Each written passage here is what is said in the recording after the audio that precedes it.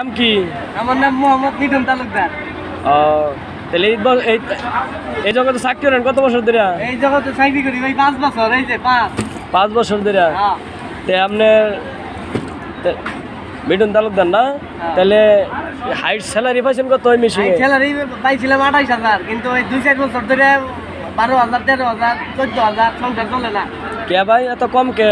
এত কম। সোয়াটারের অবস্থা বর্তমানে ভালো না। সবাই গার্মেন্টসে কাম শিখে গার্মেন্টসে যানগা। গার্মেন্টসে তো দোকান। আমরা সোয়েটারের সিনিয়র হবো অর্ডার, আর গার্মেন্টসের হেল্পারের লোক আমরা টক্কর দিয়ে পারি না। গার্মেন্টসের বলা মানে যারও লিঙ্ক কিনে কাজ শিখবার হাসানি। হ্যাঁ না, এটি তারা জানে না বিদায় এই কথা বলতেছে। হ্যাঁ, তারা যদি জানে যে আসলে এই জগতে বর্তমানে খুব খারাপ, তাহলে তারা এই সোয়েটারের জীবন আসবে না। তারা এই গার্মেন্টসের দিকে খালি দৌড়াইব।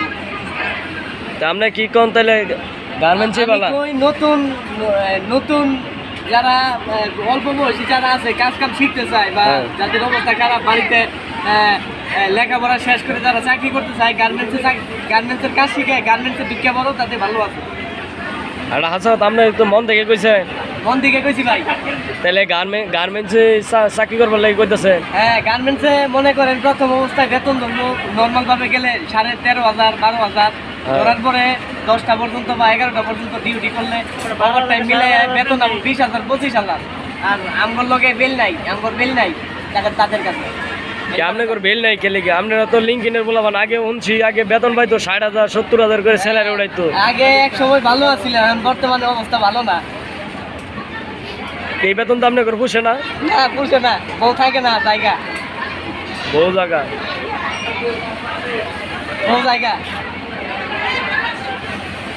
যেটা বেতন পান এটা তো এই বেতন দিয়ে রুম ভাড়া খাওয়ান খরচ হয় না। বউয়ের আবদার মিটা মতো দূরে থাক। মনে করেন 1 লাখ বেতন পায়, 1,12,000-13,000 বেতন পায়, বর্তমানে বউয়ের জন্য কি কিনুন যায়, খাইতে আর করতে চায়, রুম ভাড়া দিতে চায়।